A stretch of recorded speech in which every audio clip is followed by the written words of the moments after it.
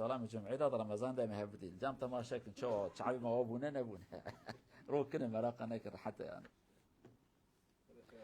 Ecmaîn Hadic varaz. Değerli kardeşlerim, biraz önce ele aldığımız konunun benzeri o konu olmayacaktı ama Ramazan'a hazırlık olarak onu söyleyelim. Malum gelecek çarşamba günü ilk teravih namazı kılınacak inşallah ve perşembe ilk orucumuzu tutacağız. Cenab-ı Allah inşallah o güne kadar bize hayat ve ömrü nasip eder. O Ramazan'ı ve gelecek Ramazan'ı inşallah sağlık ve selamet ve huzur içinde gündüzleri oruçla, ibadeti, namaz ve zikir ve dua ile inşallah geçirmeyi Allah cümlemize nasip eder. Değerli kardeşlerim, bu mübarek ayla ilgili sürekli dile getirilen bazı konular vardır. Bir, oruç nasıl ki bize farz olmuş, diğer ümmetlere de farz olan bir ibadet. Yani oruç ayı, daha doğrusu oruç ibadeti öyle söyleyelim, ay olarak söylemeyelim. Oruç ibadeti İslam ümmetine has olan bir ibadet değil. Diğer peygamberlere de Cenab-ı Allah bu ibadeti farz kılmıştı. Fakat kaç gündü ve nasıl oruç tutacaklardı biz bunu bilmiyoruz açık ve net bir şekilde. Fakat biz İslam ümmeti olarak bizim kitabımızda orucun süresi bir aydır. Bu bir ayda hilala bağlı olan ay ya 29 ya da 30 gündür. Saati bellidir. Fecir namazından, sabah namazından güneş batımı akşama kadar o saattir. Ve bizim oruç yemekten ve içmekten ve şehvetten bizi alıkoyacak bir ibadettir. Bu bir. Demek ki sadece bize has bir ibadet değildir. Diğer ümmetlere de farz kılınan bir ibadettir. Fakat bu hususta şuna dikkat etmemiz gerekir. Bugün mesela bazı şirketler bazı ürünleri yapıyorlar. Diyelim ki telefon veya arabalar. Hangi araba daha fazla piyasada kalır? Hangi arabanın müşterileri daha çok? Hangi araba daha sağlam ise, kaliteli ise o araba piyasada güzel bir yer alır. İbadet de aynı o şekilde. Bizim orucumuz farz, diğer ümmetlerin orucu da farzdır. Fakat Allah Azze ve Celle bu orucu hangi ümmetten, hangi insanlardan kabul eder?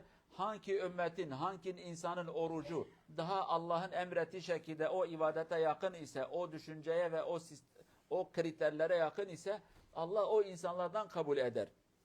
Dolayısıyla Allah Azze ve Celle inşallah o kriterleri bize nasip eder ve orucumuzu kabul olan oruçlar arasında eyler inşallah. Tabi orucun bir hikmeti de değerli cemaat güncellenmedir, yenilenmedir, format atmadır. Eskiden belki şimdi de öyle olur. Traktörler mesela senede bir, 2 senede bir rektefe diye bir şey var diyor. Traktörleri bir götürelim rektefe yapalım. Bizim burada arabaların evru guşendi gibi yani mesela 2 senede bir götürürsün. Bir tamirci veya da bir fabrika, bir mühendis arabayı baştan sona kadar elden geçirir. Diyor ki arabanın şu eksikleri vardır.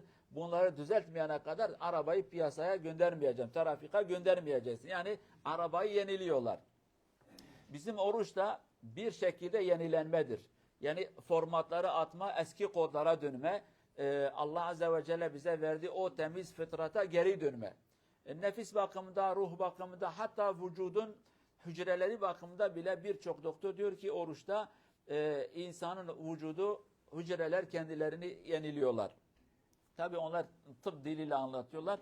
O bizim alanımız olmadığı için fazla doktorların alanına girmesek daha güzel olur. Sonra doktorlar itiraz eder. Derler ki bizim alanımıza girdik. Onların alanına girmiyoruz. Fakat keşke onlar da bunu samimi bir şekilde, dürüst bir şekilde ve gerçekten ilme uygun bir şekilde yalanı katmadan. İslamiyet'in bir özelliği var. Yalana ihtiyacı yoktur. Allah Azze ve Celle neyi farz kılmışsa, neyi haram kılmışsa hikmeti sonsuzdur. İnşallah bu insanlar da o hikmeti düzgün ve güzel bir şekilde onu o şekilde yaparız inşallah. Tabi hikmetlerden birisi değerli cemaat, bizim irade var ya, irade yani yapma ve yapmama arzusu. Oruçta hikmetlerden birisi o arzu güçlenir. Yani nefsin esiri olan bir insan oruç sayesinde oruç tuttuğu zaman yavaş yavaş nefsine karşı baş kaldırır ve nefsine diyor ki artık sana esirlik yapmayacağım. Artık sana esir olmayacağım. Çünkü başımıza bütün bela ve musibetleri getiren nefse olan düşkünlüğümüz, nefse olan o zaafiyetimiz. Fakat irademiz güçlendiği zaman nefsin arzu ve isteklerini yerine getirmediğimiz zaman o zaman biz özgür bir insan oluruz. Hikmetlerden birisi de odur. Tabii şunu da unutmayalım. Ramazan bizim için bir fırsattır. Yani ne fırsatı? Allah'a daha yakın olma, bol bol ibadet etme. Allah Azze ve Celle de hikmetiyle senede bir ayı, ondan sonra haftanın bir günü, bazen geceleri bize kampanya, yani mesela burada meşhur şeyler var ya, ucuzluk kampanyası diyelim. Cenab-ı Allah'ın da hayır kampanyası vardır. Diyor ki yok mu isteyen, ben vereyim ona. Cuma günü mesela o kadar hayırlı ve bereketli bir gündür. Diyor ki Peygamber Efendimiz sallallahu aleyhi ve sellem, Cuma günü kim erken camiye giderse Allah sanki bu adama, yani bu adam sanki Allah rızası için bir deveyi sadaka vermiş. Bir deve. Aramıza deve veren yok yani. Ne kadar geç gelirse o kadar en son imam kürsüye çıktığı zaman, yani hutbeye başladığı zaman bu adam gelirse yani adama bir şey kalmıyor. Deveden tut bir yumurtaya kadar. Bak bu bir hayır kampanyasıdır. Ne olmuş? Sadece bir gün yarım saat erken camiye gittin, bir sadaka verdin, bir kurban verdin, büyük bir ibadeti yaptın. Buna benzer oruç da o şekildedir. Oruçlu olan bir insan yatarsa yatmasa her davranışı Allah Azze ve Celle ona ibadet yazar. Verdiği hayırları kat ve kat Cenab-ı Allah ona verir. Cenab-ı Allah cennetin kapıları açar, diyor ki yok mu benim kullarım? Her gece ve her gündüz Cenab-ı Allah bir sürü insanı cehennemden azat eder. Yeter ki insan Allah'tan istesin. Yani bir kampanyadır, öyle söyleyelim. Aynı şekilde bu ay sayesinde insanlar birbirlerini hatırlarlar. Aile beraber oturur sofrada. Zengin ve fakir hatırlatması olur. Bütün bunlar Ramazan ayının hikmet ve bereketleridir. Şunu da unutmayalım, özet olarak söyleyelim. Bu oruç ayında iki insan vardır. Biri Allah'ın emirlerini yerine getirip de ibadeti yerine getirirken Allah'ın ona vereceği hayır ve bereket var. Bu insan bunları gördüğünde diyecek ki Rabbim sana şükürler olsun ki sen bunu bana nasip ettin. Bu bir. Bunun karşısında da bir insan oruç geldi gitti, nereden geldi nereden gitti adamın haberi yok, dünyadan haberi yok.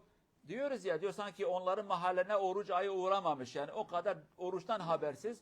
Bu adam da yarın öbür gün kıyamet gününde ah keşke ben bir şey yapsaydım bu lafı diyecek. Yani biri elhamdülillah diyecek, diğeri de ah keşke ben bunu yapsaydım diyecek. İki kişiden biri olacağız. Fakat gelin beraber Allah'a söz verelim, Allah'tan da isteyelim, yardım da isteyelim. Allah'ım şükür eden insanlardan olalım. Elhamdülillah diyen insanlardan olalım ki Allah'ım bize orucu nasip ettin, oruç tutmayı da nasip ettin, bize yardım da ettin, bu ibadeti yerine getirdin. Bize bu hikmeti nasip ettiğin için ve bu fazl ve keremi ve ihsanı nasip ettiği için hamd ve şükürler olsun sana. O insanlardan olalım. Ah Allah'ım keşke bunu yapmasaydım, bunu yapmasaydım diyen insanlardan olmayalım inşallah. Yani iki taneden biri. Ya bu olacağız ya bu olacağız. Üçüncü taraf da yoktur. Madem ki biz hayattayız, nefes alıp verme şansımız vardır, kalkıp oturma şansımız vardır. Bu zamanı, bu ayı ibadetle, zikirle, duayla, camiye uğrayarak, Kur'an okuyarak, teravih kılarak, oruç tutarak, hatta orucu tutamazsanız bile özürden dolayı bari teravih namazı kaçmasın. Geceleyin mahallenizde cami yoksa, gitme şansınız yoksa bari gündüzleyin bir camiye uğrayın, orada bir farzı iki farzı cemaatle namaz kılın. Yani kendinizi bu hayırlardan mahrum bırakmayın. Ondan dolayı Resulullah diyor ki Ramazan ayı gelip de bu aydan mahrum bir şekilde çıkan bir insana yazıklar olsun. Bu kelime yazıklar olsun. Utansın, yerin dibine bir girsin. Gerçekten de çok vahim bir durum. Hayır ve bereket kapıları açılmış fakat bazıları diyecek ki bana ne, beni ilgilendirmez. Bu hayırdan, bereketten mahrum kalsam da hiç de umurumda değil. Gerçekten çok üzücü bir durum. İnşallah biz o durumlardan olmayacağız. Bu Ramazan'ın hayrı, bereketi, ibadeti, zikri cümlesini inşallah Cenab-ı Allah bize nasip eder. Allah Azze ve Celle sıhhat ve afiyetle bu orucu ayına yetişmeyi nasip etsin. Gündüz oruç tutmayı, geceleyin ibadet etmeyi nasip etsin inşallah. Ve bu mübarek ayda cehennemden azat edilen insanlardan bizi eylesin inşallah. Vesselamu aleyküm ve rahmetullahi ve berekatuhu.